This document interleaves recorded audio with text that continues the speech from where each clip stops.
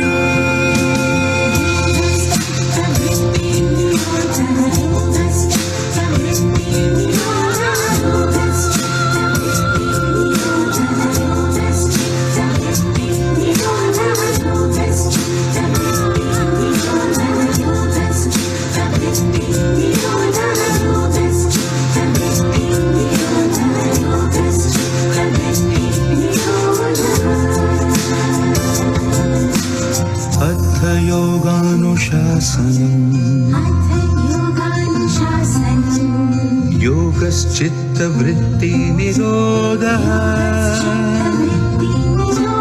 तदा दृष्टुस्वरूपे अवस्थानम्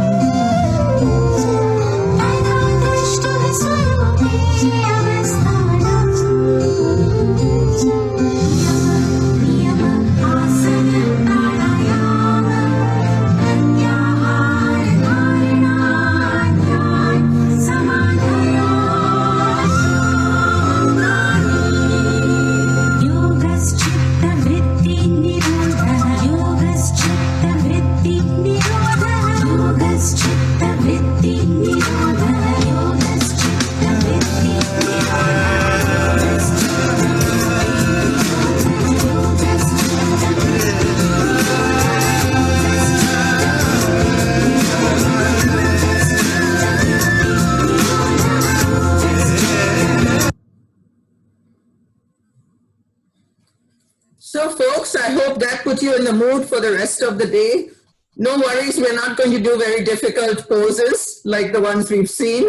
So there's something for everyone. So next we're going to have Dr. Ashish Das, and he's going to show us chair yoga for health and well-being. Ashish is a certified yoga and meditation teacher and has been instructing over 10 years on 4 continents. With more than 500 hours of teaching experience, he has empowered about 1,000 yoga practitioners across all age groups. Dr. Das is also a certified spine care and corporate yoga trainer. So Ashish, you're on next. Thank you so much, Farida. Thank you everyone for joining us, and thank you Indian Cultural Association for giving this wonderful opportunity. Namaste. As Farida has kindly explained about my background, so I would like to tell a little bit more what drew me into yoga. First practicing, then moving on to teaching. So growing up in an Indian family, it was kind of tradition for us to learn and follow our parents and grandparents what they were doing. So fortunately, yoga and yogic practices were part of their lives. Then after practicing for certain years, I felt some benefits at a physical level, emotional, psychological level, as well as social level. So then when I started feeling these benefits, I felt, why should I restrict the benefits to myself? Let the benefits go towards everyone in this world. That's why I took up the yoga teacher training program with Sri Sri School of Yoga in Bangalore, India. And ever since I have been teaching. So today we will do chair yoga. Yoga, what we see usually on media and social media, they only depict the physical part, which is also one part of yoga, not everything, as you've seen in the previous video, where they explained about the 8 parts or Ashtanga, 8 limbs of yoga. So in this short chair yoga session, we have adapted some yoga postures that can be practiced on chair. This is very relevant for people who are bound to sitting due to work or due to their health conditions. And before I start, few guidelines or ground rules. Throughout this session, we'll be breathing using our nostrils. We will not use our mouths for breathing. Second, to the extent possible, we'll try to be within our limits. Do not stretch ourselves or overstretch ourselves, leading to injury. As Patanjali says, Sthiram Sukham Asanam, which means a posture should be steady and enjoyable. So let's do to the extent we can. So let's come to the front of our seats, our chairs. That will help us to keep our spine erect, feet firmly on the ground, our thighs in a V shape. Okay, let's take a deep breath in, breathe out, another deep breath in, and breathe out. The first pranayama technique we'll learn today is yogic breathing. We try to use full capacity of our lungs, which usually we do a third in our day-to-day life. So let's place the right palm on the stomach around navel area, left palm on the chest. Take a normal breath in. Breathe out completely. Try breathing in to belly, to chest, and try to lift your shoulders a little bit. Breathing out, relax your shoulders, chest, and belly. Breathe into the belly, chest, and lift your shoulders. Relaxing shoulders, breathe out. Relax chest and abdomen. Let's do a couple of more rounds at our own pace.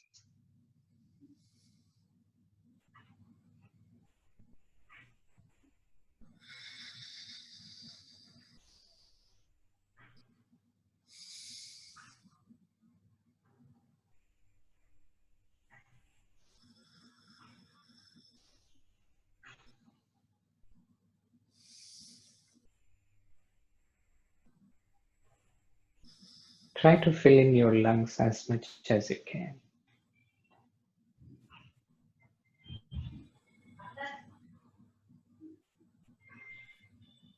Relax after this round. You may place your palms on the lap. The second breathing technique is called Bellows Breath or Bhastrika, where we breathe in and out both forcefully. While breathing in, we lift your arms all the way up. Breathing out, bring them down. So let's bring your arms to the position, elbows closer to body, fingers in loose fist, arms facing the front. Take a normal deep breath in, breathe out. Together, breathe in, out, in, out.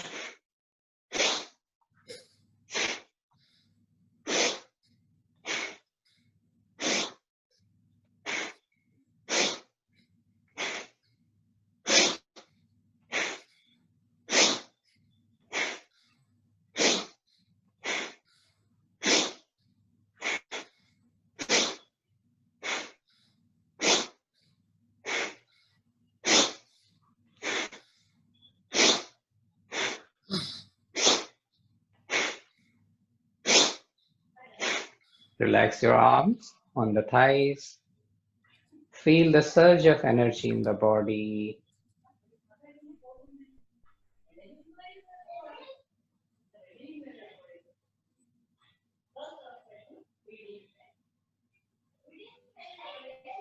Second round, arms in position, elbows closer to body, fingers in loose fist.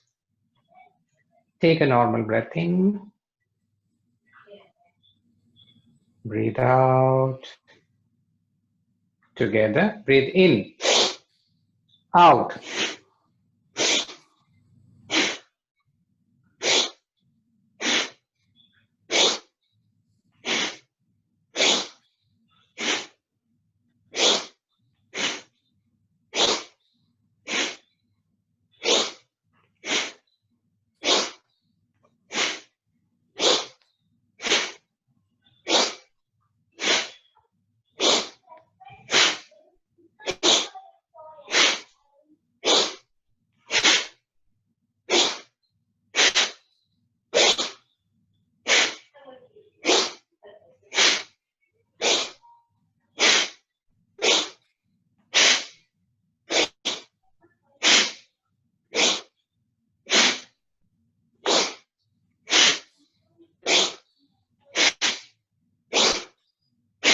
Relax your arms. Feel any sensations or emotions and be with them.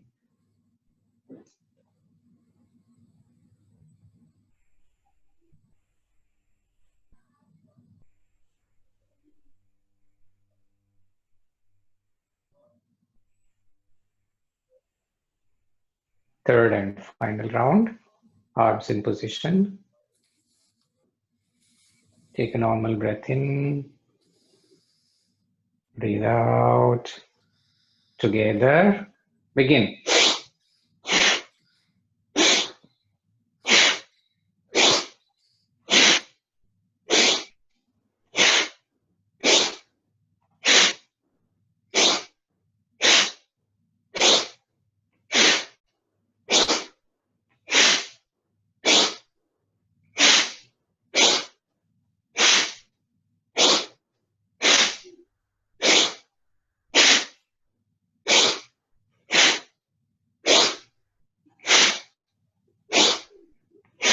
Relax your arms on the thighs.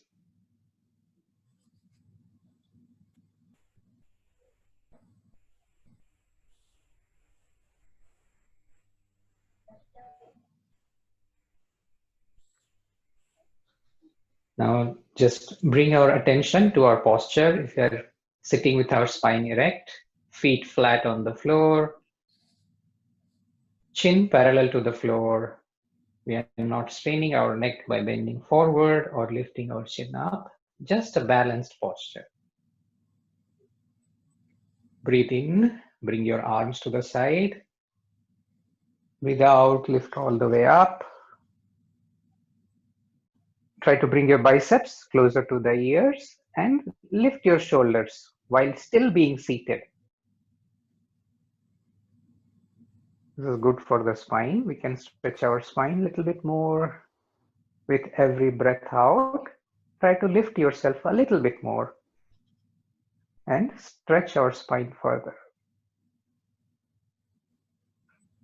Do not hold your breath. Continue breathing.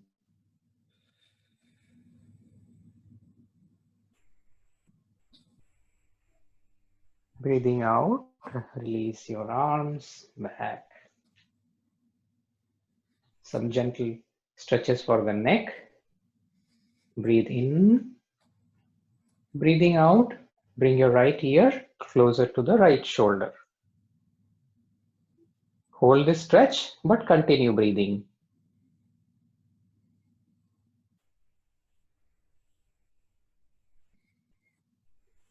Breathe in, bring to the center. Breathe out to the left.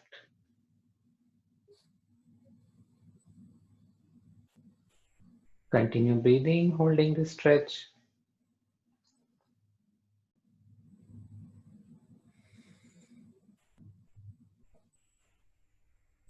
Breathe in to the center. Breathing out to the right again.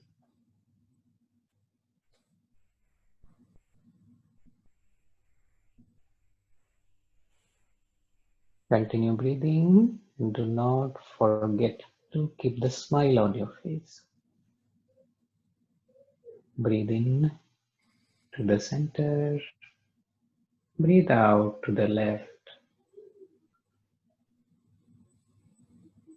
Breathe in to the center.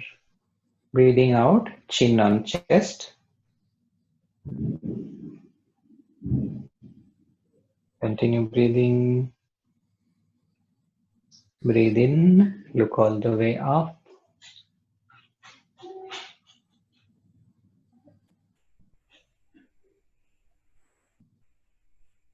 Breathing out, chin on chest again.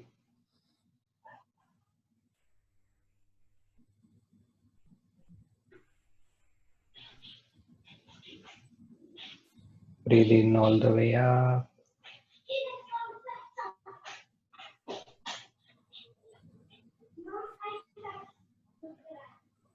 Breathe out, chin on chest.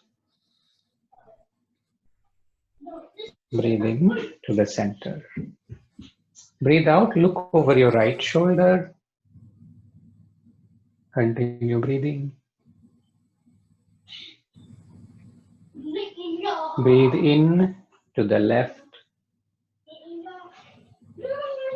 Continue breathing. Breathe in to the right.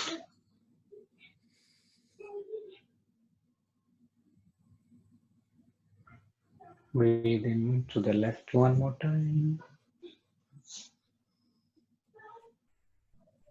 Breathe in to the center and relax.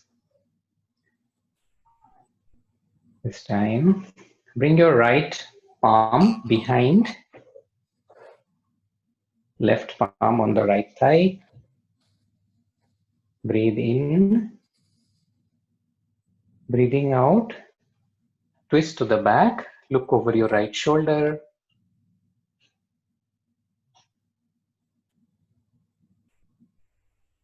Continue breathing, holding the stretch.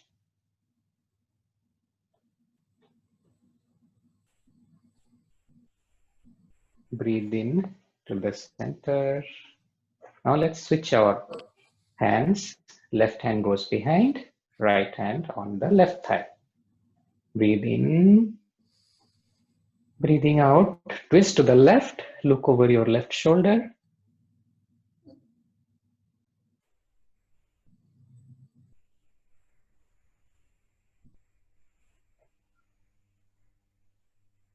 Breathing in to the center. Switch hands again, right hand on the back, left hand on right thigh. Breathe in, breathing out to the right and back.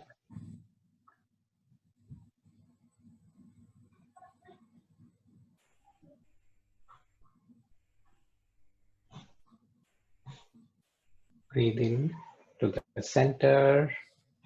Breathing out to the left. Gentle twist to the spine. Breathe in to the center and relax. Now stretch your arms to the front. Fingers stretched wide apart. Hold it for some time. Straighten your elbows. Now squeeze your fingers, tight fist.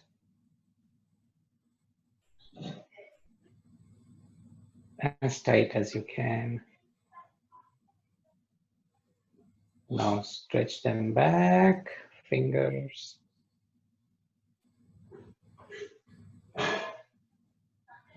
Squeeze again.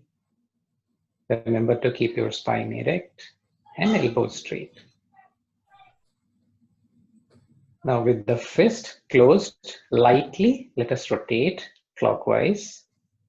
1, 2, 3, 4, 5.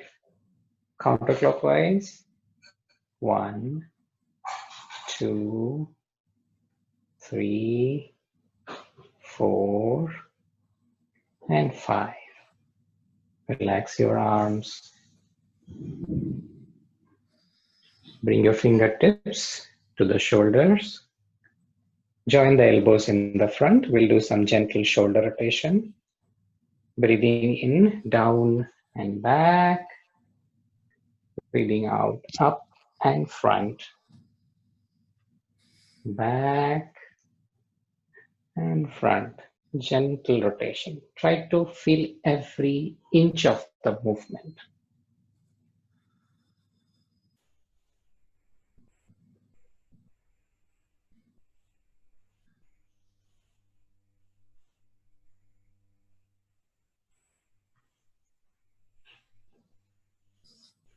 Now reverse the direction. First up and back, then down and front. Continue. Few more rotations.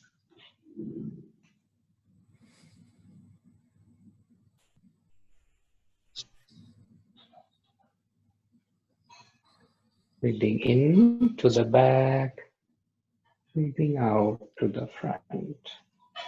One last time. And relax. Now bring your arms to the front again, palms facing the ceiling. Fold your elbows to touch your shoulders. Breathe in. Breathe out with ha and stretch your hands. Ha! Ha! Ha! Ha!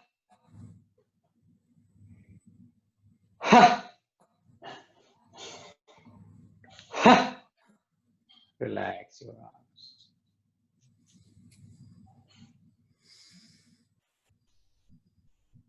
Feel any sensations in the body.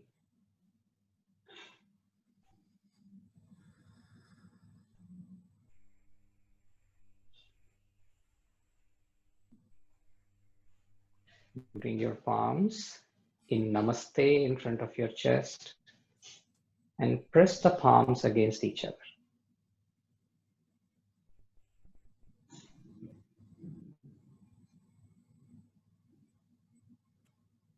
Press the palms and gently turn the fingers downward while maintaining the pressure.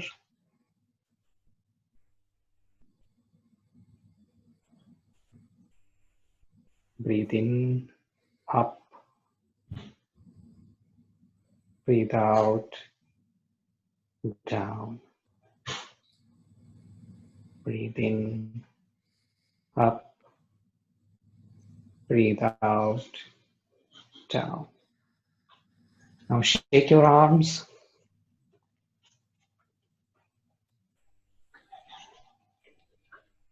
Release all of the stress that you have been holding. Shake, shake, shake.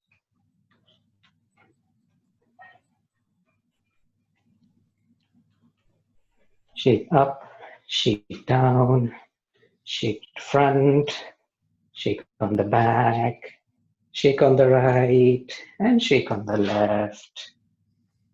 And relax. Keep your palms on the thighs, facing the ceiling. You may close your eyes.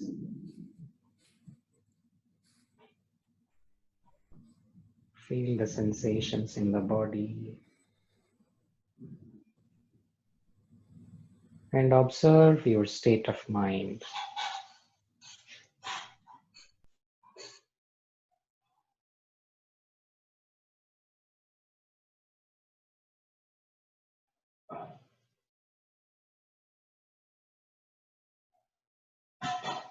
There may be some thoughts. Just let them be.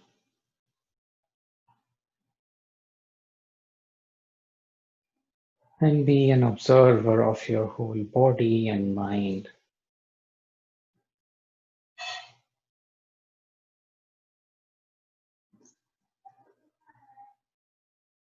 Tadda drashtu swarupe avasthanam. Be an observer of your thoughts,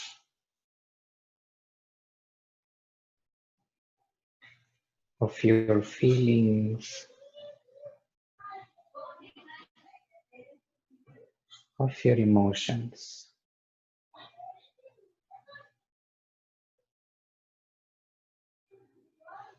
Take a deep breath in. Breathe out. Relax your whole body.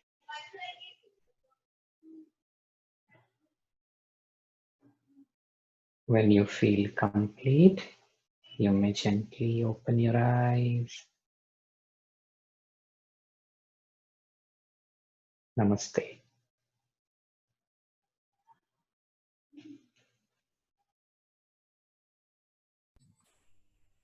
Thank you, Ashish. That was great.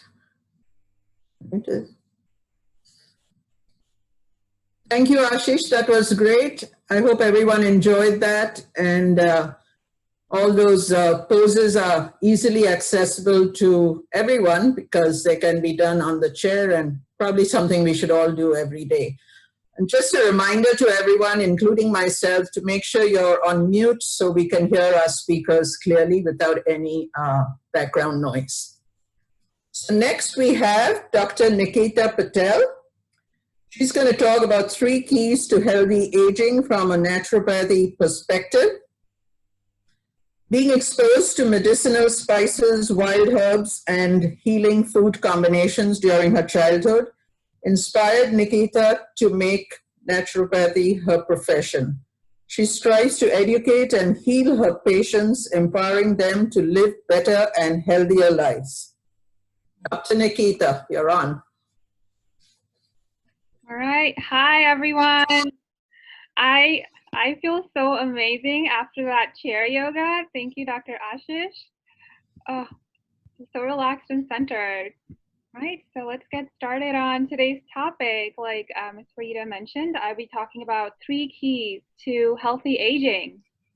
And it's not specified to a certain age group. It's for everyone because we all age. That's inevitable. So, hi, namaste. I am Dr. Nikita Patel, a naturopathic doctor. Can see many of you going, naturo what? It's naturopathic doctor. So naturo is nature, pathic is disease. And with naturopathic medicine, I strive to heal, treat diseases with natural medicine according to the laws of natural medicine. So it was actually my deep love for Ayurvedic medicine growing up in India and being just exposed to little things that we did at home, home remedies, growing up in that environment really inspired me to practice that right now. But it was my deep love for Ayurveda that brought me into naturopathic medicine. So in the United States, naturopathic medicine is a great combination of Eastern and Western medicine. It's a little different than what it's like in India. So with naturopathic medical training, it's similar to Western medical school training, except our emphasis is on naturopathic philosophy, natural modalities like herbs, homeopathy, hydrotherapy, diet, and counseling. And I've always loved biology, science, my favorite, and natural medicine that came from Ayurveda. And when I found out about naturopathic medicine, I saw that that's what it exactly was, a perfect combination of the Eastern and the Western medicine. So I became a naturopathic doctor. All right, so I have a question for you, and go ahead and type it in the chat box. Are you seeing a naturopathic doctor as part of your healthcare team? Comment in the chat saying me or yes if you have a naturopathic doctor as part of your healthcare team. Love to hear from you. Okay, see no. All right, so let's get started on, I got a lot of no's. A great idea to have a naturopathic doctor as part of your team because I am well trained in Eastern medicine, natural medicine, and the Western medicine and how it works. So naturopathic doctors serve a great bridge between conventional allopathic medicine and natural medicine. All right, so let's get started on today's topic, 3 keys to healthy aging. So the first key is seasonal eating, Ritucharya. Have you heard of Ritucharya? Ritu, as you've all known, it means season, and Charya means lifestyle.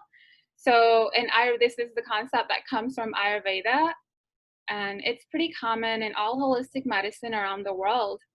So we want to live according to the season, in tune with the nature's rhythm. When I was in India growing up there, it was really easy for me and my family to eat seasonally. I mean, the only produce that was available was what grew in the season. For example, I knew summer meant mangoes. Yum, I love mangoes. Who here loves mangoes? And winter meant lots of leafy greens. And monsoon, I remember in monsoon eating a lot of dried fruits and nuts. So it changed every season. It was different. And then moved here in the United States, and it's different here. When we go to the grocery store, we find the same foods every day, all season long, and there are some differences, and I'll point out how you can actually go to the grocery store next time you go, how you can identify seasonally grown fruits and vegetables. So in the United States, most foods that are in the grocery store, they come from different states, even different countries, and they're available all year long. So, we ask what's keeping them available. I mean, we buy a produce and it goes bad within a few days. So what's keeping it fresh in the grocery store? Well, there are some chemicals that are used to keep them from ripening too fast. They're picked early, which prevents complete nutrient accumulation in the food, so that by the time they get to the grocery store, they're just ripe. All right, hold on. So here are some tips to identify seasonal fruits and vegetables when grocery shopping. All right, first, before I get there, where do you guys shop from? I know over here in Howard County area, we go to Patel Brothers, Lotte Plaza, Trader Joe's. I prefer more organic food. So Trader Joe's, Mom's Organic, Farmer's Market, Costco. Who does not love Costco? And they have some great produce options too. So where do you guys shop from? Farmer's Market, okay. Whole Foods. Yeah, and so when we go to the grocery store, you'll notice that there'll be some changes. The fruits and vegetables that are in higher quantities and huge pile, they look vibrant, fresh, and are actually a little cheaper than they are throughout the year. that's what you want to be eating. That means it's in the season and it's growing abundantly and fresh. We want to be eating that. So that's really simple. You know, eat foods that's in season, especially when going to the grocery stores. That's how you can pick out seasonal fruits and vegetables. And then farmers market, you just talk to the farmers, ask them where the food's coming from, what's in the season, and they'll happily let us know. And there's some farmers market here in the Howard County, and Miss Rita knows more of it. Oh yeah, and garden, that's perfect. Eating straight from the garden, because what we can only grow what grows in the season according to the climate. That's the best way to eat seasonally. And why is seasonal eating so important for healthy aging? It's because it's easy to digest, it's high in nutrients, it's picked at its peak when the nutrient content is at its peak. And it's full of life. In Ayurveda, even in yoga, we use the word prana, like pranayama. Food that's fresh is full of life. And when we eat that, we take on that life force and it increases in our body, the life force. And in naturopathic medicine, we call it bees. In Chinese medicine, it's called qi, all means life force, or shakti, vital energy. So now you have your fruits and vegetables, you know, simple, how to eat seasonally. So let's say we have our fruits and vegetables, we're eating seasonally and locally. So how do we actually eat them? I'll tell you, before I went to naturopathic medical school, I pretty much ate mostly cooked food. And my fruits and vegetables, the fruits were not cooked. I think fruits were the only thing I would eat raw, but vegetables, I like them to be cooked and flavored. And I cooked them down really, really well. So it was when I was in naturopathic school that I was introduced to the concept of eating raw fruits and vegetables. So I did this experiment on myself for 2 months. I ate just raw foods, raw fruits, vegetables, nuts, and seeds for 2 months. I was still in school at that time, full load, busy, and it was amazing. My life changed for the better. I noticed my energy levels go up.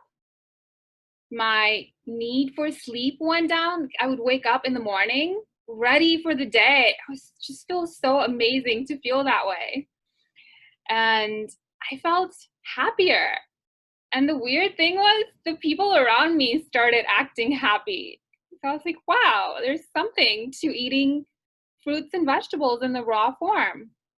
So ever since then, I always make sure that half the meals throughout the day for me are raw. And not only that, they're colorful. So our second key to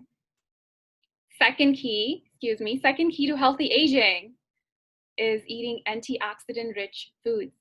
That means eating colorful fruits and vegetables, eating the rainbow. Because when we eat different colors, it ensures that we are getting complete set of nutrients from different colored foods. And since this is in honor of Yoga International Day, I'll mention that different colors in the food correlate really well to the chakras, to the different chakras, colors of our body, of our soul.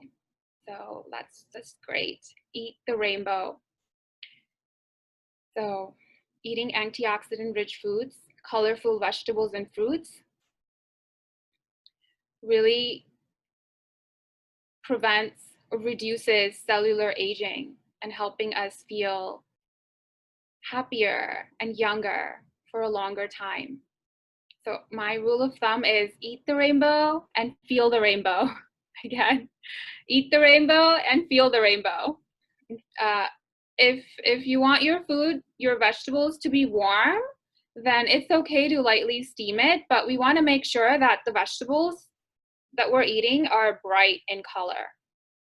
That's when we know we're getting the most nutrients out of the vegetables.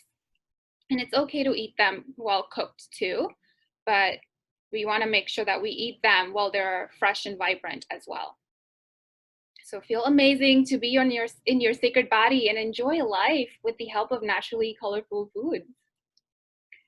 Right, so now that brings us to our third key to healthy aging. This is a little different. It's not food, it's emotional vulnerability. Our third key to healthy aging is emotional vulnerability. And yoga is a great tool, yoga, meditation, to really help us get in touch with our emotions. So our emotions are in our body. So let me ask you this, and comment in the section. Have you noticed that a grouchy person tends to appear older than their age compared to a younger person? A happier person who looks just much younger. Have you noticed that? Right, that's just the difference between emotions. It can make us look older or younger, and the emotional state that we carry can determine how fast we age. Yeah, so okay, yes, I see yes from Ms. Rita. So what's emotional vulnerability? It's our willingness to acknowledge all of our emotions, even the painful ones, instead of shoving them to the side or saying, I can't deal with it, it's too much, or feeling ashamed of the feelings. So emotional vulnerability is, emotional vulnerability is our willingness to acknowledge our emotions and feel them, really, really feel them. I know growing up, I wasn't taught to be emotionally vulnerable. I was taught that being emotionally vulnerable meant a weak person, that I would be a weak person, that I need to be mentally strong, that I shouldn't really focus on feeling my feelings. And I grew up that way. I grew up to understanding that to be a fact until my body taught me that I need to feel my feelings. Otherwise, it brings on illnesses. When feelings and emotions get stuck and they're not properly felt, they become illnesses in the long run. So holding on to emotions, not acknowledging them, shoving them to the side, running away from it, physically ages us much faster. And in my practice, I especially focus on the mental emotional aspect of health for holistic health healing. Healthy emotions so important for well-being. And since this is Indian Cultural Association, I want to briefly mention the recent death of our Bollywood celebrity. You've probably heard of him. It's been in the news. So I just want to mention depression is very, very real. It's not about being mentally strong and getting rid of depression. It's real. There's a real chemical imbalance that happens in the body. And when a person is depressed, it's so easy for a person that is depressed to feel worthless and not want to live life anymore. So it's really important to get the right help. From a holistic perspective, depression is actually a symptom of an underlying imbalance that can be corrected. And really, there is always an anger associated with depression that we want to make sure we look into that as well. So it's important to properly express our emotions for our well-being. So here are the 3 keys, again, for healthy aging. Seasonal eating for nutrient-rich foods and easy digestion. Now you know, you go to the grocery store, look for the foods that are in huge quantities and cheaper, lower in price. Farmers market, growing your own vegetables. And second key to healthy aging is antioxidant-rich foods to keep your cells healthy. Eat the rainbow and feel the rainbow. And lastly, emotional vulnerability. I was just looking at the questions. Yeah, emotional vulnerability, feeling all of our emotions so that we can grow younger and wiser. Thank you very much. I have one more thing that I wanted to read off to you. There is an Ayurvedic proverb. When diet is wrong, medicine is of no use. When diet is correct, Medicine is of no need. I'll end the presentation for today, and we have a few minutes to take questions. Type your questions in the chat box, and you can get in touch with me via my phone number. I'll type it in the chat box. It's 443-620-3397. And even better, you can get on my website, Sunshine Holistic Health, and book your free discovery call right now or after the session ends. It's been a pleasure to present here on this platform. Thank you, Ms. Frida and Ms. Niti and Indian Culture Association for bringing me on. All right. Nikita, that was lovely. We learned a lot, and it was nice to hear about your experiences and how eating right improved your life and physically, mentally, emotionally. So I think we've all got a lot to think about and put into action now that it's summer. For those living in Howard County, you probably know this, farmers markets are at the Miller Library on Wednesday afternoons, at Glenwood Library on Saturday mornings, and Oakland Mills on Sundays. And I believe on Saturdays they have it at Clarksville Commons and Maple Lawn. Also, there are two farm stores in Howard County, Mary's Land Farm store in Clarksville. And they don't have too many vegetables, but if we have any non-vegetarians like me, lots of like farm-raised chickens, eggs, all that. And they also sell other things from other places. So they have a whole lot of variety of olive oils and kind of essential oils. There's a bakery in Baltimore that supplies bread to them, which is all made from stone ground wheat, whole wheat, etc. And then the other farm is Clark's Farm on 108, which has been there forever. And they have a whole lot of fruits, vegetables, and wildflowers. I believe you can pick your own flowers. So I think you can look it up on Howard County government website, and all the information would be there about the farmers markets. And I think right now during the pandemic, it's like a drive-through thing. You look them up on the website, you order your stuff, and you drive through and pick it up. And what I do know, and I'm looking forward to, next month will be peach season. The peaches locally will be great. And I'm not sure the Baltimore Farmers Market has opened, but that is every Sunday, and it's huge under the Jones Falls Expressway. So that's another thing to check out. But Nikita, this was so helpful, so informative, and beautifully presented, and all the personal stories and little anecdotes adds to it. So thank you so much. Thank you. Okay, so next we have, whoa, there's a storm happening here. Next we have Dr. Divya Sivakumar, and she's going to talk to us about nutrition awareness.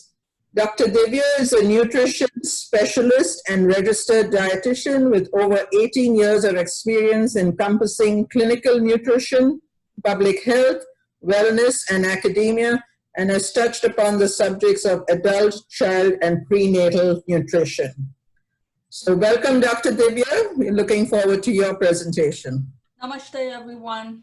Good afternoon. I hope all of you are doing well, staying safe in this pandemic. It's a pleasure to be and an honor to have an opportunity to speak here at the webinar with the Indian Cultural Association. I'm so happy to have an opportunity to talk to all of you. Thank you very much once again. I'll be just giving you a bit of a presentation looking at the integrative nutrition to an extent, and also somewhat piggybacking what Dr. Nikita had spoken.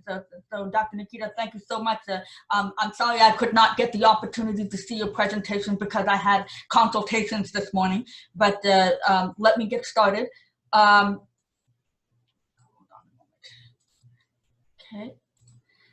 And I'll just be going through this, and please feel free to answer any questions or ask me any questions that you have afterwards in the event of time. So the major nutrition, health, and health-related problems today, in addition to having the problems with the COVID-19 that has affected our community as South Asians as well as throughout the entire country, as you can see, your heart disease, type 2 diabetes, being obese or overweight, hypertension, stroke, alcoholism to a little bit of a lesser extent, and smoking. And though it has come down significantly in the last 25, 30 years since a major campaign against smoking had taken place in the mid to late 90s. Generally speaking, heart disease is becoming the number one killer, and it has a lot of factors pertaining to diet, not enough exercise, high stress, the lack of sleep, and the inability to cope with difficult and challenging situations throughout life.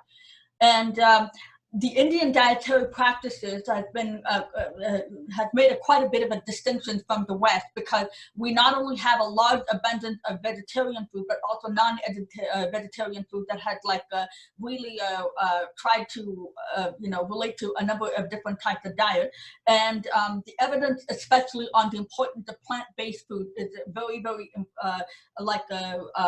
significant due to the fact that there has been a lot of interest in trying to go toward plant-based food because of the problems with obesity and heart disease, and people being very focused upon what they can do to control their their weight as well as their also cholesterol level, and generally wanting to be healthy overall.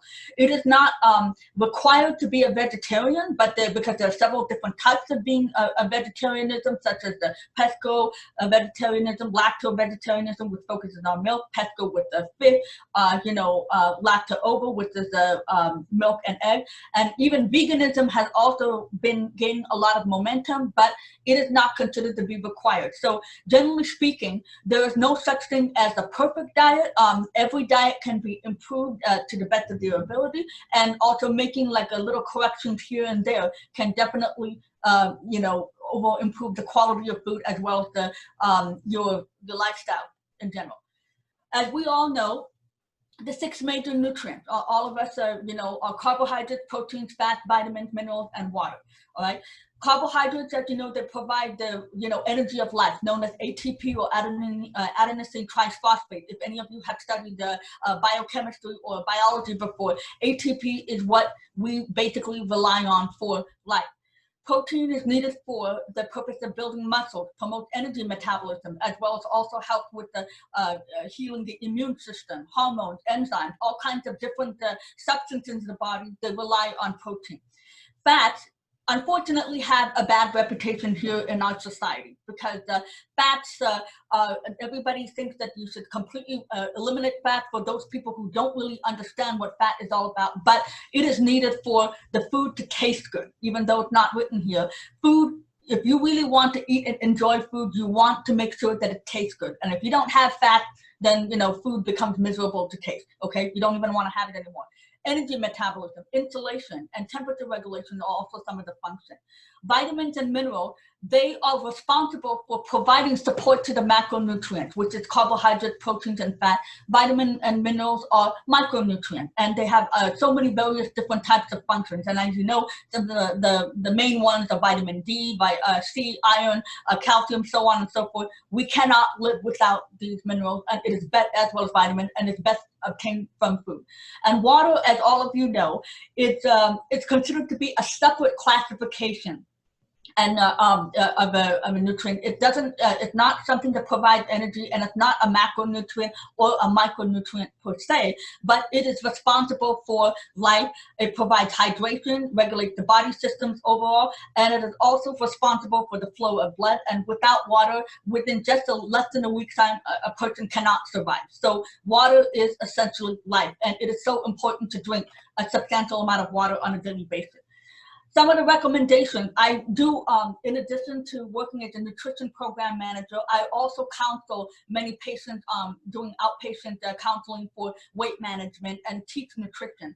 And I keep finding myself repeating the same thing over and over again. And, even though each and every case can be different, generally speaking, I look at, I summarize it into this as physical activity with trying to increase it to the best as possible you can, caloric intake and controlling how much of food that you're eating overall, maintaining that balance throughout the stage of life, reducing or alcohol, or having a moderate consumption of alcohol. I don't recommend, for example, more than 1 to 2 times a week to have like a glass of wine or beer. And for those of you who do not drink at all, no problem, because alcohol is not considered to be an essential nutrient. But if you do drink, make it a point always to eat and drink at the same time and never drink on an empty stomach. And selecting the foods that have dietary fiber, calcium, vitamin D, and potassium is so important.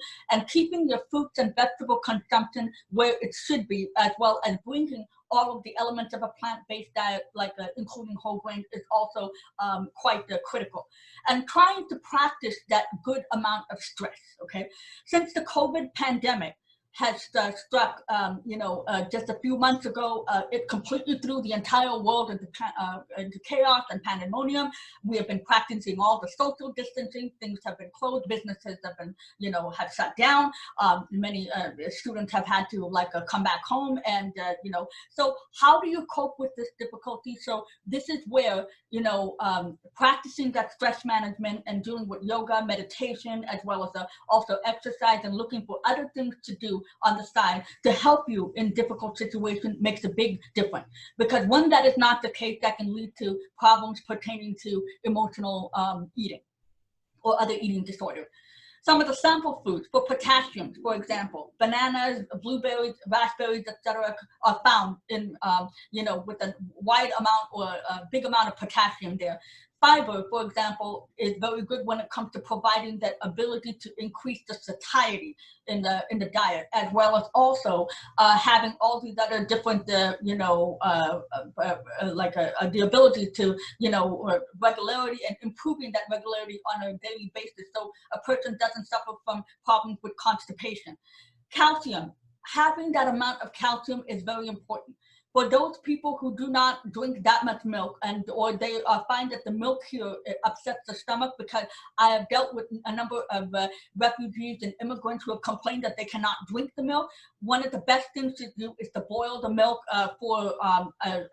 until before it spills over, allow it to cool, and then consume it afterward. And for those who want to completely abstain from, and go into the vegan diet, you can always go with looking at fortified products like almond milk and oat milk and so on and so forth, which have been available for the last several years now. Fish, sardines, tofu, almonds, and seeds also provide an adequate amount of calcium. And then finally, vitamin D. A number of my clients have stated that their vitamin D level gets affected during the winter time. And here in the state of Maryland, when it's very cold outside and you cannot really go out for walks and whatnot, especially if the weather is not favorable, they find that they have to be inside the house all the time. Going after, soy milk, salmon, cheese, mushrooms, fortified juices, etc., can provide the vitamin D as needed.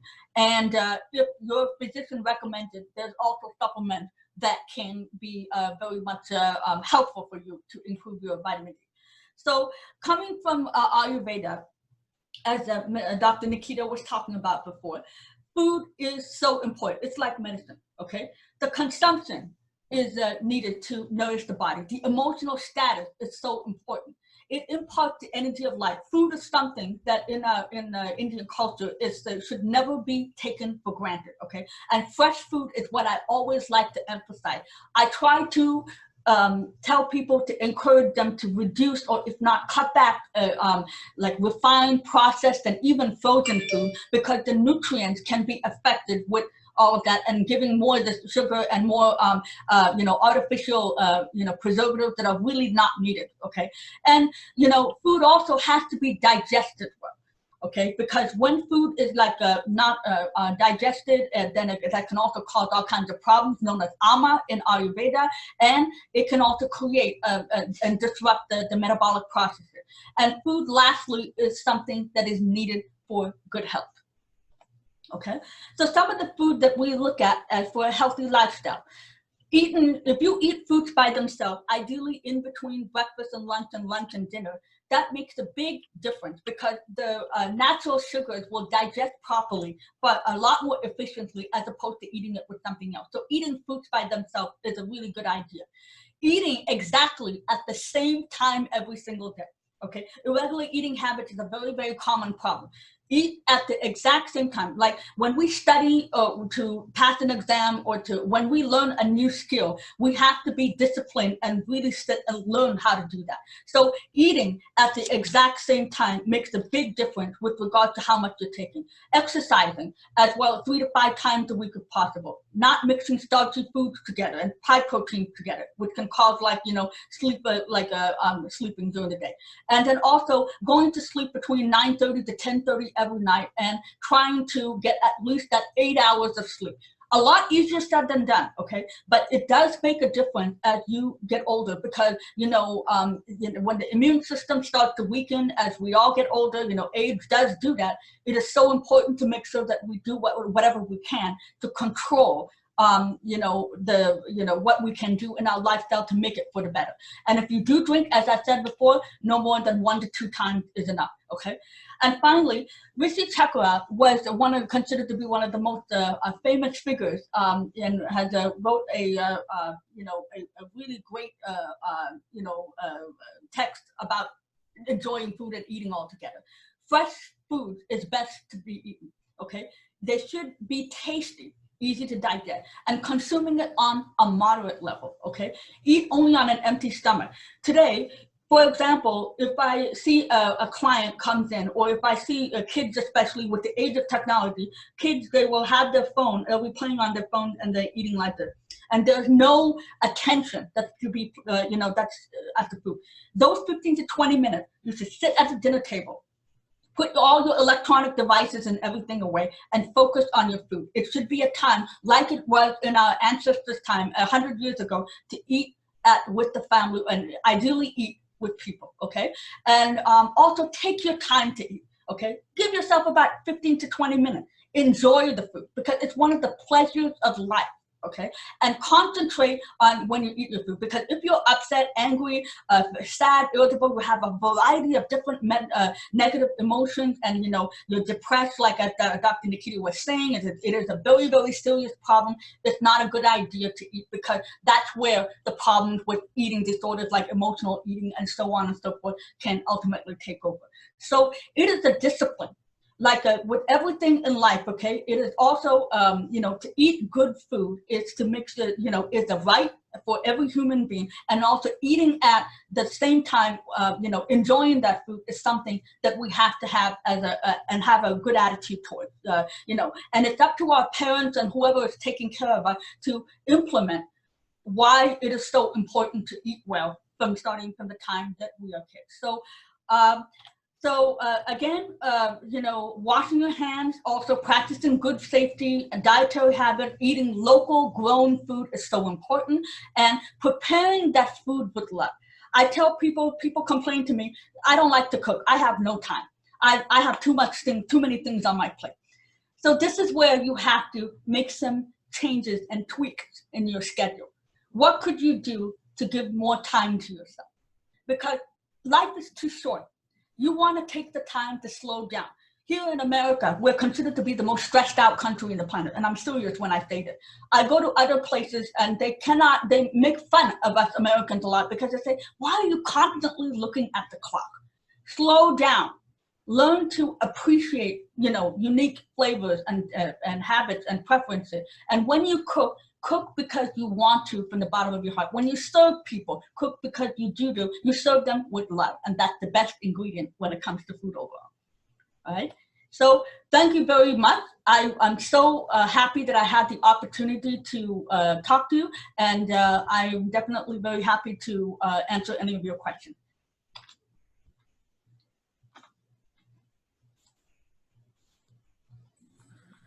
So does anyone have any questions for Dr. Divya? You can type them in or you can unmute yourself and ask it.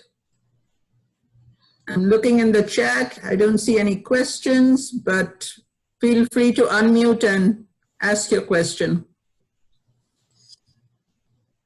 Divya, that was great. Yeah. Thank you. Really good. Really good. Again, informative and well presented. And there's so much that we think we know and that we are doing, living life and eating as we should. But then when we hear professionals, it's like, oh, this is what I should be doing. And some of us who have reached our 60s and all can still learn. Because as you say, as we age, the body changes. So we need to make changes to our diet, exercise, mental health, keep our brain cells going. So, okay, I'm not seeing any questions. So I'm sure that means your presentation was complete. And thank you very much. And again, thanks for all you're doing for everyone as a doctor. Yeah, thank you so much. It's a pleasure to connect with everybody. Please feel free. I can be reached. Let me give you my cell phone number. I usually, if you are interested in doing an outpatient counseling, I teach, I do it at a clinic. We just recently moved to a new location in Hyattsville, and the name of the clinic is called Your Wellness Sources, and they're based in Hyattsville. They have a new, you might see the old address in Greenbelt, but just let me know. I think the number of the that's it. Okay, so it's a bit. Okay, well, thanks for sharing that information. Very helpful. Sure, thank you so much. Apologies, I have to get back to my consultation. It's a pleasure to connect with all of you. Thank you very much, okay? Bye, thank you. Bye-bye. Thank you so much. Bye-bye. So folks, next we have yoga. While you're getting your yoga mat ready, I'll tell you a little about Anju. So Anju Bhargav is certified by the University of Maryland School of Medicine 200-hour yoga teacher training program. She just graduated a few weeks ago. Congratulations, Anju. We're looking forward to your yoga. She is a longtime meditator and yoga practitioner. She has promoted yoga on different platforms, including at the White House when she served as an inaugural member in President Obama's Council on Faith-Based and Neighborhood Partnerships. She is the founder of Hindu American Seva Communities, a progressive American organization advancing Seva, which is community social responsibility, pluralistic interfaith collaboration, and social justice to make sustainable civic engagement a defining part of Hindu American life and culture. Anju, you're on.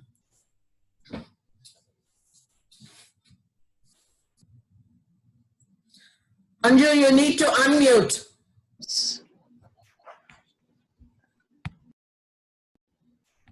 I am unmuted. Can you hear me? Can you hear me? Okay, great. So namaste everyone, and thank you for joining us for another yoga session. What I'd like to do actually is ask you to stand up. If you've been sitting for quite a while, if you've been following all the presentations, to just move around a little bit before I start my my class. So if we could just stand up and just shake ourselves a little bit, you know, just move around and just relax and just, you know, let go of all the tension that we have. And in this world, with all the pandemic that's going on, we are all stressed out. So just shake yourself, you know, your hands, your feet, your legs, your knees, whatever. And when you're ready, come back into a sitting position. So I'll be your Sherpa or guide for the next 20 minutes as I take you through a meditative yoga actually. And I really want you to be aware of yourself, aware of your breathing, aware of your body, and listen to your body. If at any moment you feel any pain, just stop right there. You do not have to push your body more than what you are ready for right now, right this moment. So we are practicing to be present also as we do the breathing and the yoga and the meditation that I will end it with. So the first breathing exercise that I'd like to do is Naadi Shodhan, which is the alternate nostril breath. Generally during the day, one nostril or the other is dominant when we are breathing. So by doing Naadi Shodhan, we are really balancing ourselves. Our breath is the lagam, the rein with which we can calm our mind. So sit comfortably. And if any of you have pain sitting in Alti Palti or Sukhasana and you feel like stretching your leg or something, feel free to do that. I have arthritis in my knees, so I have difficulty sitting for a long time cross-legged. So be seated in whatever position is comfortable with you, for you, and we will start with the breathing. Now, put your left hand on your knee, on your left knee. Take your right hand and the first two fingers, the index finger and the second finger, put them on between your eyebrows. The active fingers will be your thumb and your ring finger. And just breathe for a minute. Just calm yourself, just breathe. Including me, I know I was talking a little fast. Now, close your right nostril with your thumb. Exhale and close your right nostril with your thumb. And slowly inhale from your left nostril. Once you've inhaled, close your left nostril with your finger. And then slowly count to 2. And then slowly let your thumb go and exhale from the right nostril. After you've exhaled, just count to 2. Then inhale from the right nostril. Pause. Close the nostril. Let go of your finger on your left nostril and exhale. Pause. Inhale again. Pause. And exhale from the right nostril. And just do this on your own for a couple of breaths. And just relax and feel your body sort of balancing as you do the alternate, breathe from alternate nostril on the same count. All right, and now just relax. The whole, with each breath, let go. And as you inhale calmness and relaxation and let go anything that doesn't serve you, any stress that you have, anxiety that you have, and use your breath sort of to balance yourself as you do each of the asana and take your own time in doing it. Now extend your legs. We'll come into Danda Asana. Extend your legs or staff position, staff posture. Flex your feet. Make sure that your back is straight, you're perpendicular to the floor. Inhale, and as you exhale, hinge from the hip and come forward. If you're pregnant, be careful, don't come down too much, and come down as much as you can, and just breathe and feel the asana, feel the posture. Inhale again, and come down deeper into the posture. If you want, you can hold your toes, but just make sure that your back is not rounded, your back is straight. And just be comfortable in this posture.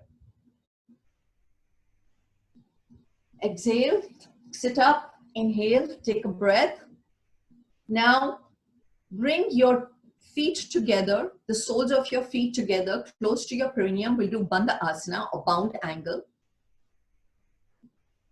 Use your hands to draw your feet close to your perineum. And if your knees are higher than your sit bones, then you may want to sit on a cushion. Just to be comfortable. Sit up, back straight. Feel the spine, lengthen your spine through the crown of your head. Gently pull your toes in, shoulders back. With each inhale, mindfully relax. With each exhale, let go of that which no longer serves you. And just sit here for 1 or 2 breaths. It's a great hip opener. And just sit and relax. If again, any point you know anything hurts you, just come back and sit in a position that is comfortable for you. Now we'll do a gentle twist in this bound angle. We did a twist earlier, but this is a variation with a bound angle. So take your left hand, put it at the back. Your right hand, put it on your knee, on the left knee. Gently twist to the back as you exhale. And as you inhale, come a little bit deeper into the twist. And just take a breath or two and just feel the twist. And feel the energy as it flows through you. Now come back to the center. Inhale and put your right hand to the back, left hand on your knee, and gently twist. Move your shoulder, move your head to the back. Be relaxed. Inhale again and go deeper into the twist. Come back. There is another variation that I learned when I was in India, which I really like because it activates your legs. You can just flap your legs like in a butterfly. And that also releases the tension that you may have in your legs and your hands. If your hamstrings are tight, it just helps to release that tension. All right. Now, come on your backs and we will do with alternate feet up an asana. Lie down. Lift your right leg up, flex your feet, lift your right leg up, bring it to your chest, hold it beneath your knee. Don't pull hard and just breathe. Exhale and put your foot down.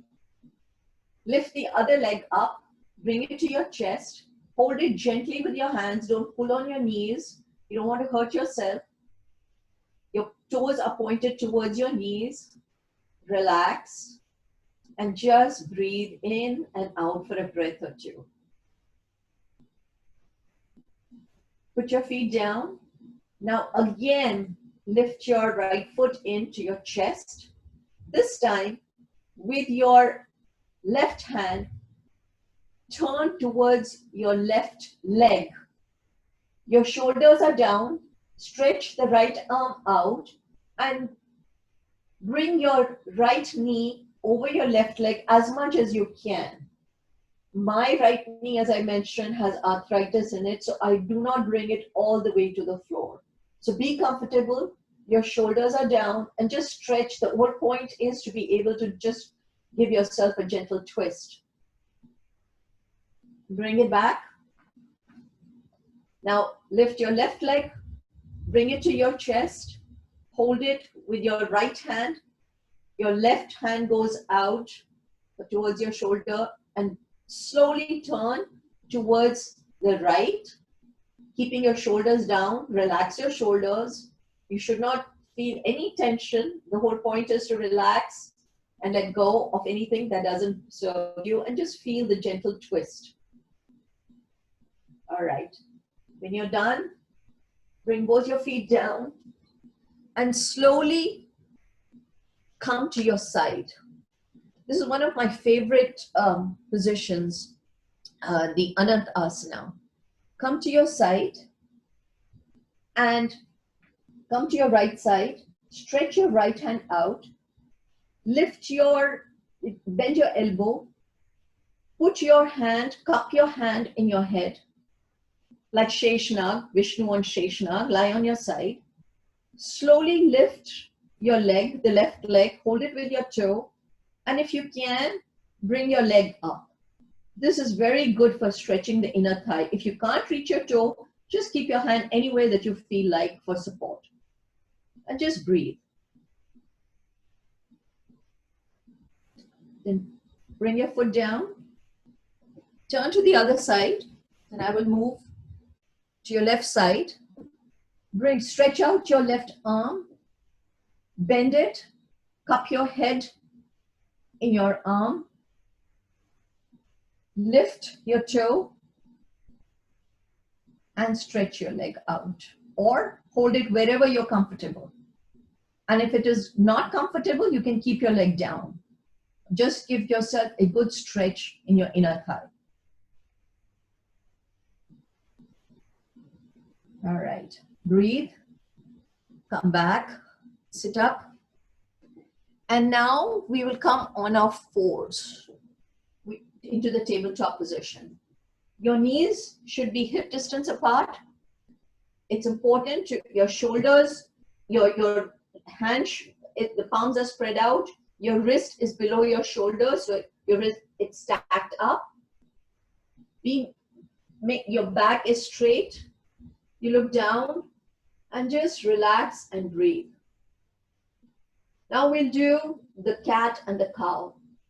In the cat, as you exhale, lift your vertebra up one at a time. Your head is down. As you inhale, bring your abdomen down towards the ground. Lift your head up, your tailbone up. As you exhale, come up, vertebra up, head down. As you inhale, chest open, head up, abdomen to the ground. Just do it at your own pace for a couple of breaths.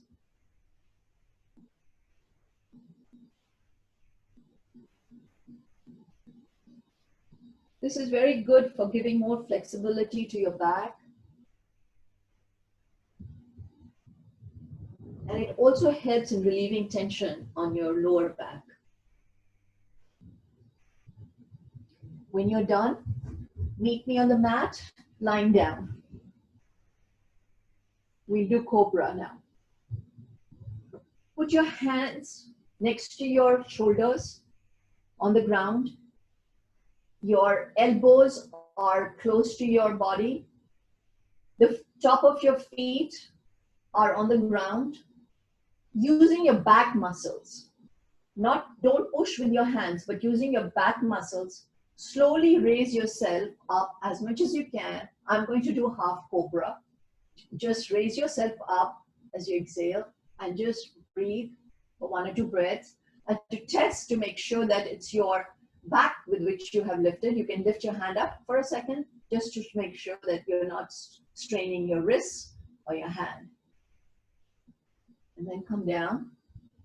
Now tuck your toes in and lift yourself up, and we come into the child pose. Sit on your heels, stretch your hands out, shoulder, keep your hands stretched.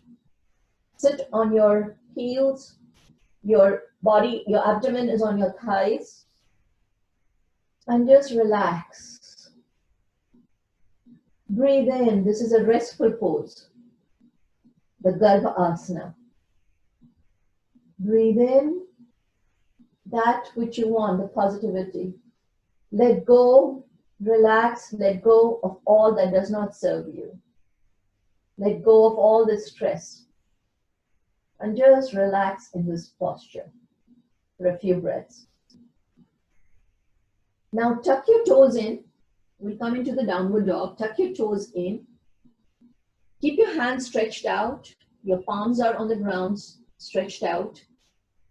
Lift yourself up from your sit bones. Your head is between your head. Between your arms. Look down.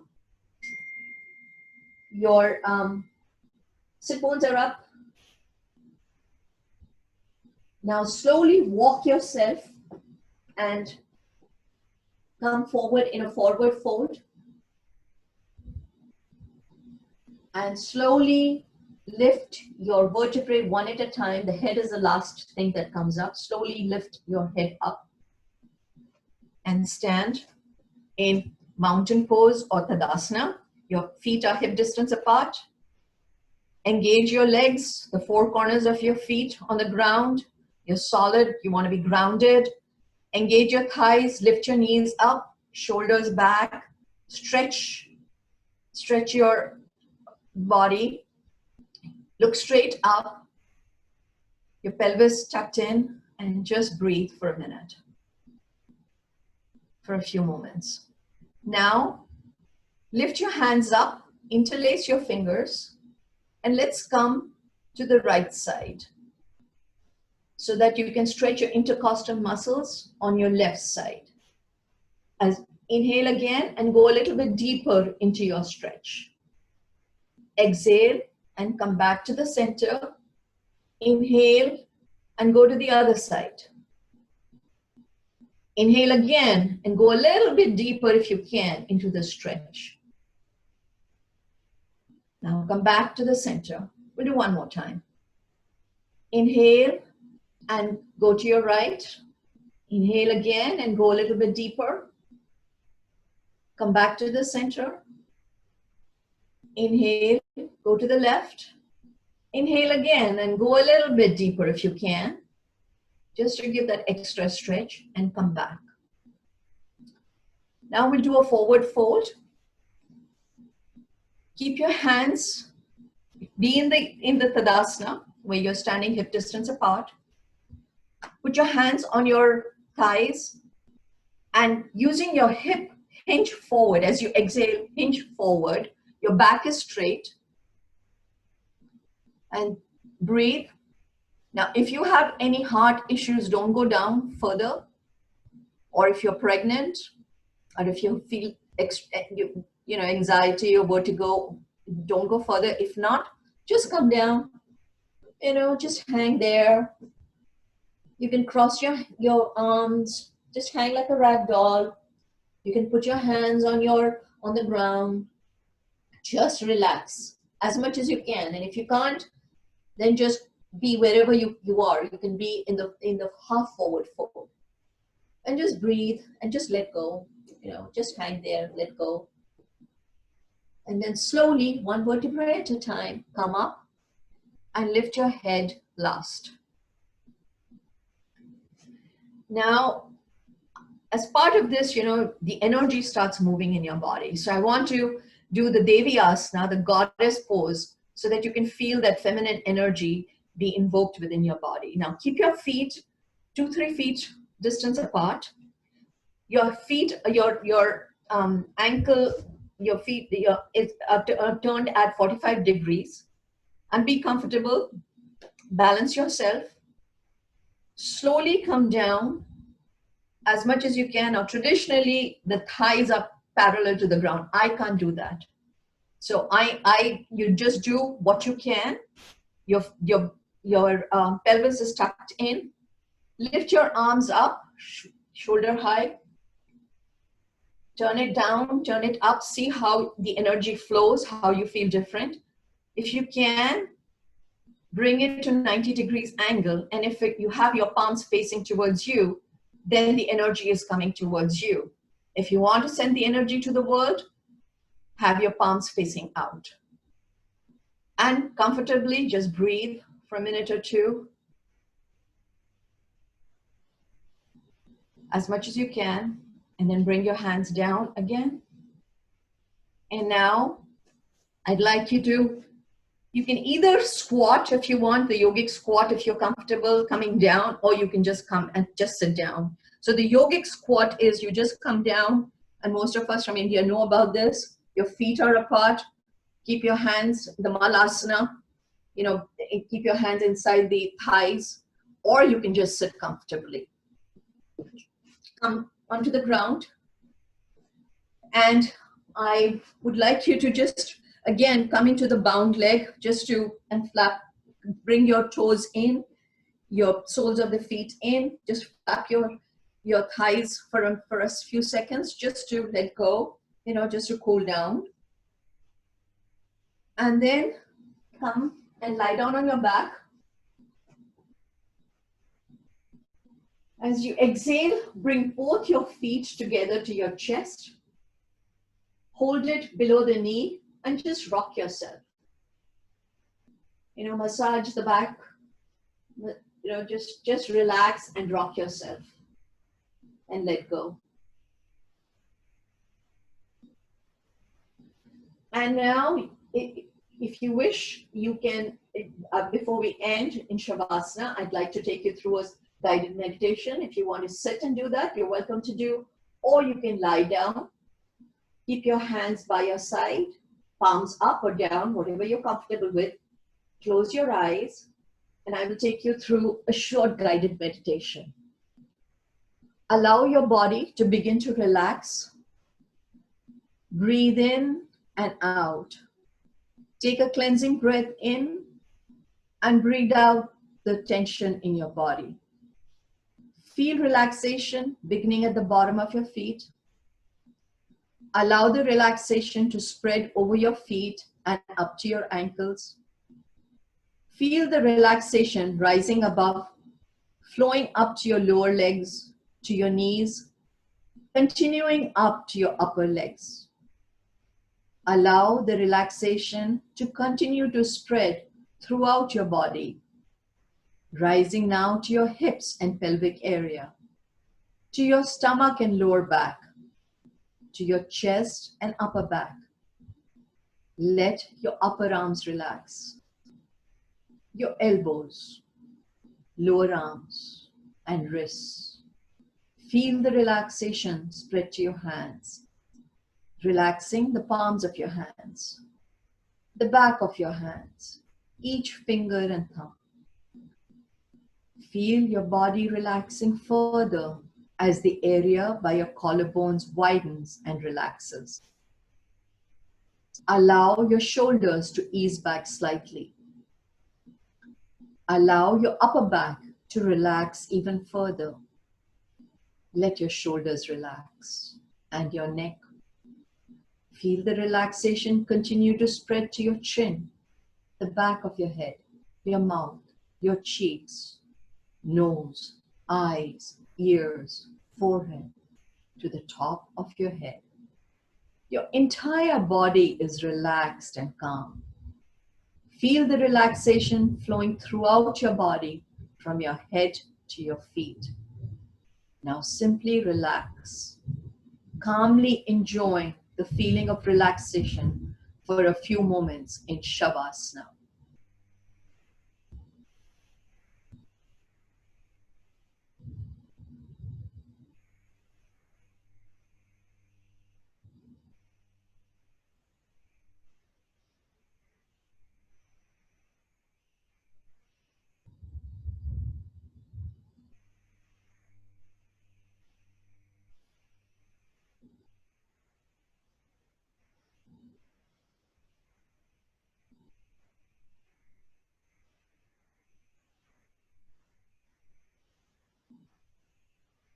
I will count to 3. When I reach 3, you will be at your desired level of relaxation or alertness. 1, 2, 3. Feel your body and gently come to your side, left or right, whatever is comfortable for you, and then slowly sit up.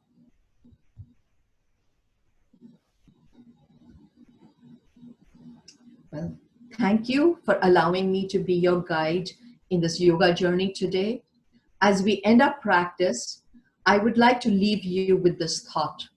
It is a sutra from Hatha Yoga Pradipika. Like a house protecting one from the heat of the sun, Hatha Yoga protects the practitioner. And as our talented guest said before us, and we did the yoga practice and warmed ourselves up before, this whole integrated way of living with Ayurveda, yoga, naturopathy is really helpful and protects us as we, at whatever age we are at. Namaste.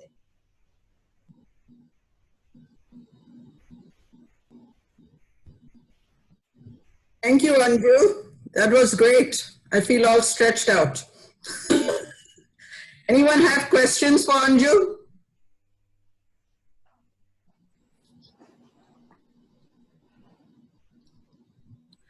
Anju, according to, I don't know who that is, but your manner of teaching makes yoga accessible and you're very relatable. Thank you, Anju ji. And great, Anju. It's Deborah Sito. Hi, Deborah. Nice to have you here. Glad you enjoyed Anju's yoga. Anju, is there a specific time that is best to do yoga? Well, traditionally, I think they say to do it first thing in the morning and in the evening. But you can really do it anytime as long as it's on an empty stomach. Generally, that's what they recommend. That especially if you're doing these up-down positions, you don't want the food to regurgitate out. So you generally do it with on an empty stomach. And if you start your day with it, you really feel very relaxed and stretched out, and it really helps Energized. yoga and meditation to be in the frame of mind which you can carry throughout the day. And then you do it again at night if you can, and you relax before going to sleep. And the 8-9 hours of sleep that our distinguished panelists spoke about earlier, it's easier to get to that then. So are there specific asanas you should do at night, more relaxing, helps you sleep better? Right. Okay, anyone else have any questions for Anju? Anju will be back a little later to do our closing. But right now we are going to have, thank you Anju, namaste. We're going to have a cooking demonstration by Rekha as soon as she...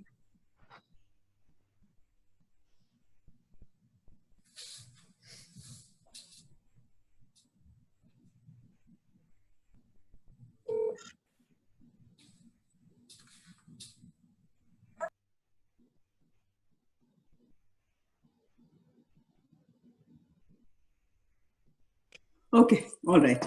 Okay, namaste everyone. I'm unmute.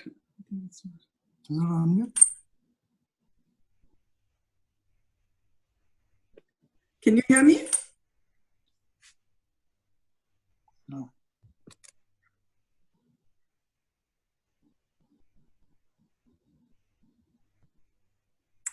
Hello?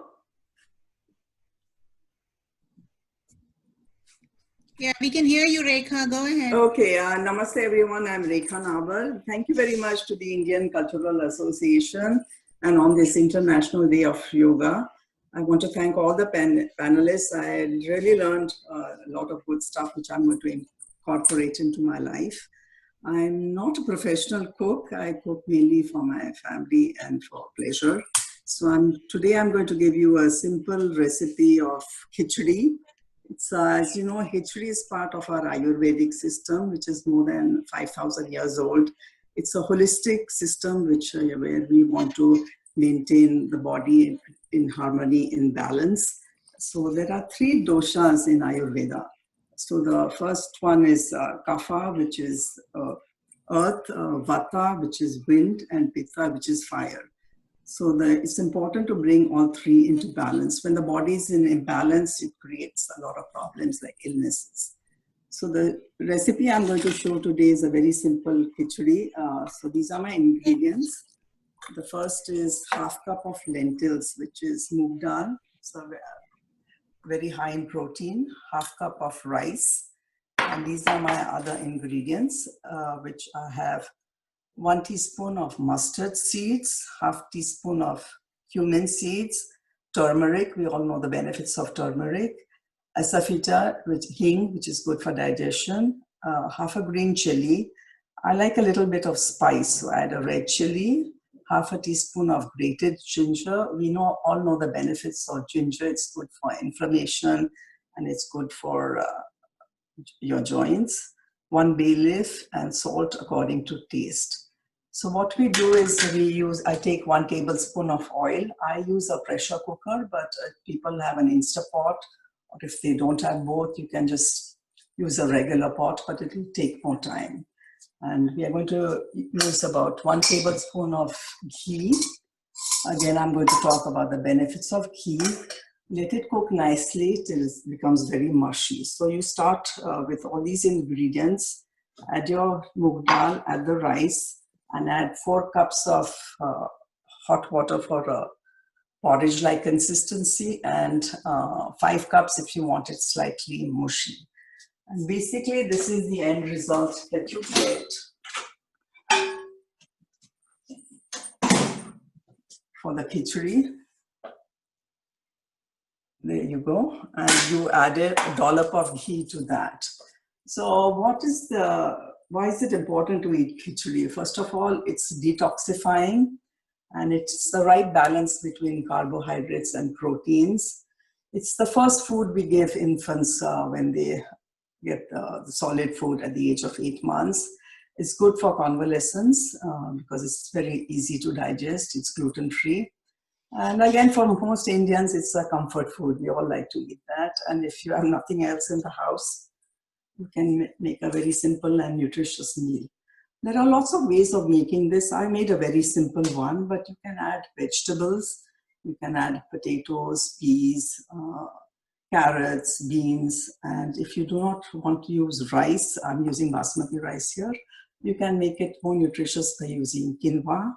You can also add gluten-free, you can add oats, and you can add steel-cut oats. But the end result is you're going to get a wonderful dish.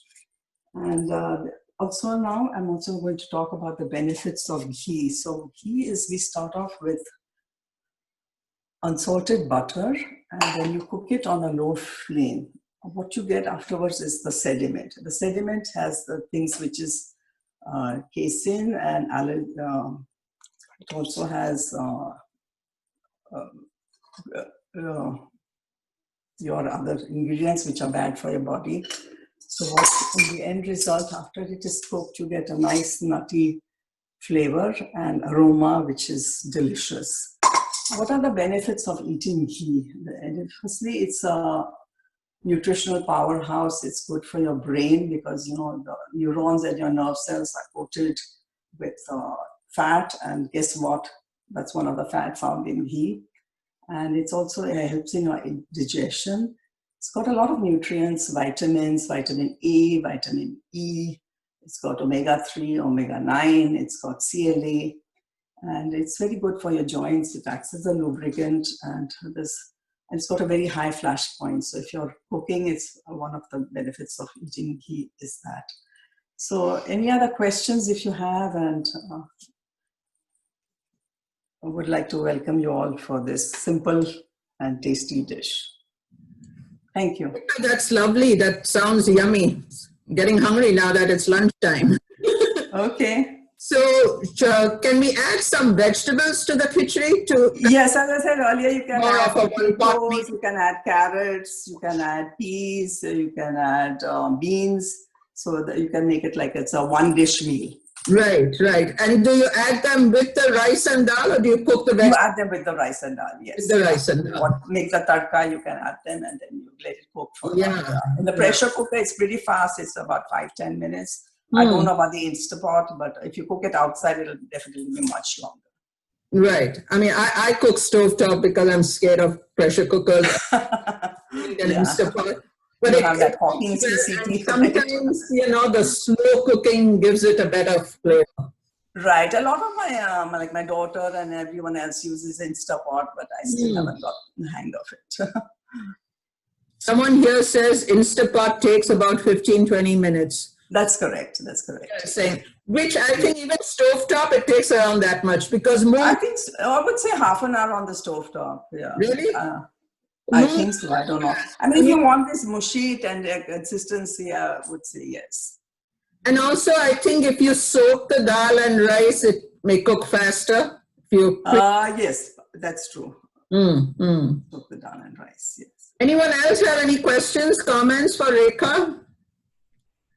Rekha, thanks for doing this. Rekha just got back from a dal. What type of dal I use? The easiest dal to digest is moong dal, which is the yellow one, but there's also the pink one, the pink lentils, that also. But I like the flavor of moong dal. You can also use tur dal, but that again is harder to digest. Right. If you're this for infants or convalescing patients, I would suggest moong dal, either the yellow or the pink. Yes, Sheila, you're saying masoor. Yeah, the pink one is the masoor dal. Right, correct. That is correct. Anyone else have questions? Rekha, I really thank you for doing this. I know you just got back here. Yes. Here you are in your kitchen, and you made pre-made some so we could see the finished product. Thank you very much, and thanks for showing us about ghee.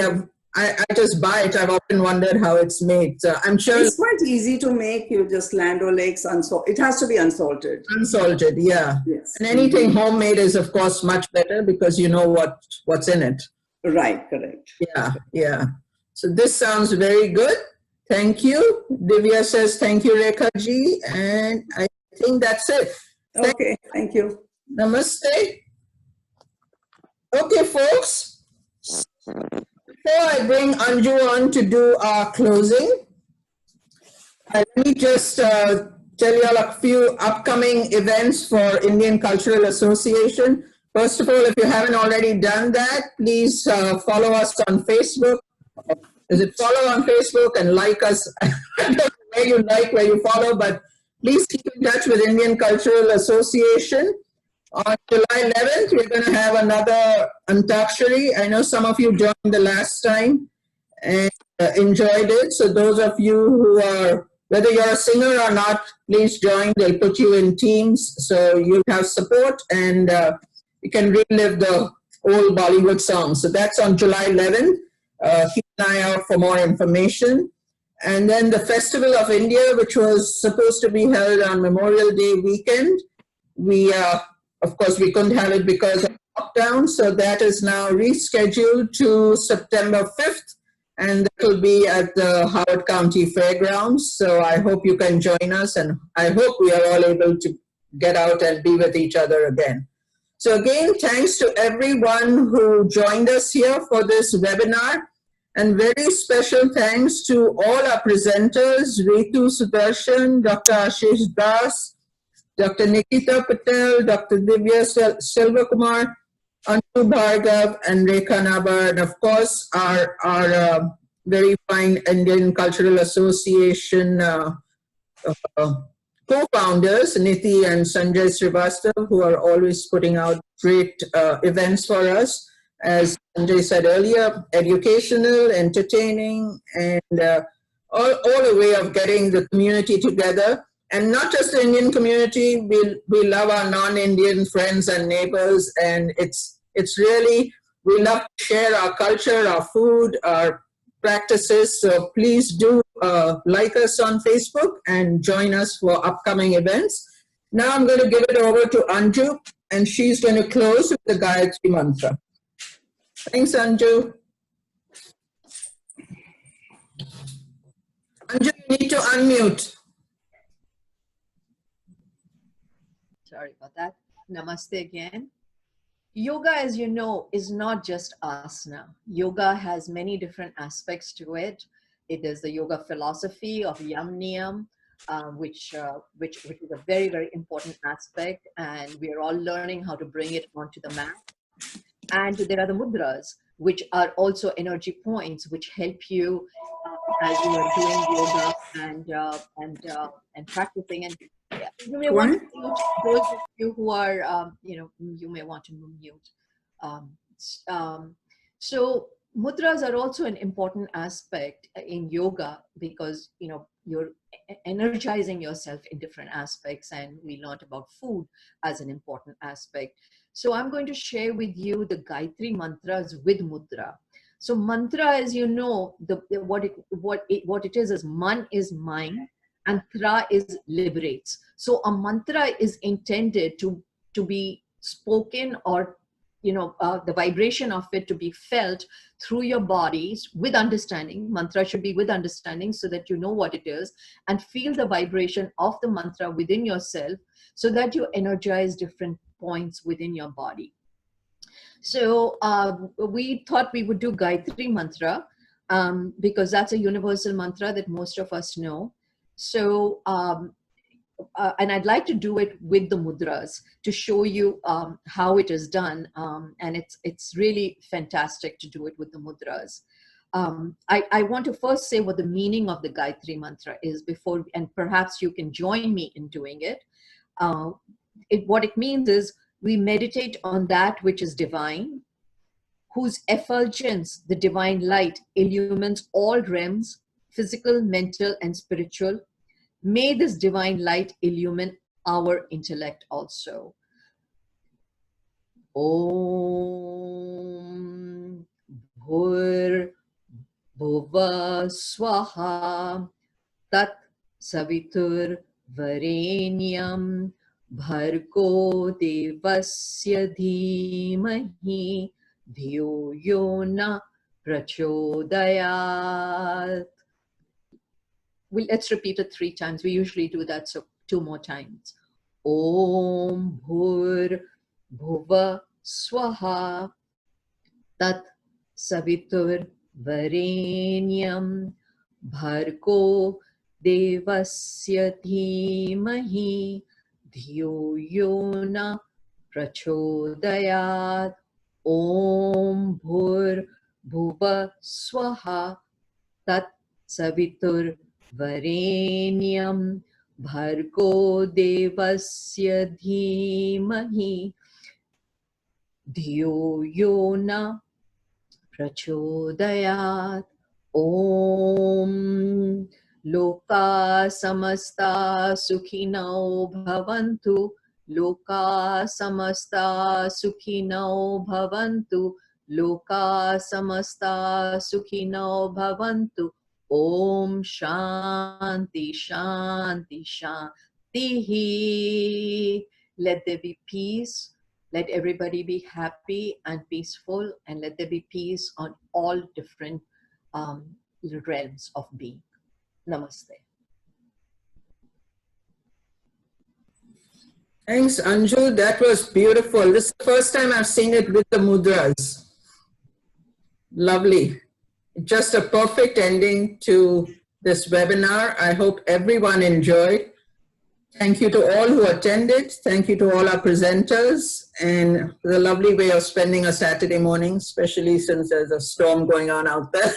So thank you, everyone. And if you have any comments or suggestions, whatever, you can post it on our webinar chat, or you can always email us at contact@icahoward.org. So lovely to have you all here. Stay well, stay connected, and take care of yourselves. Thank you.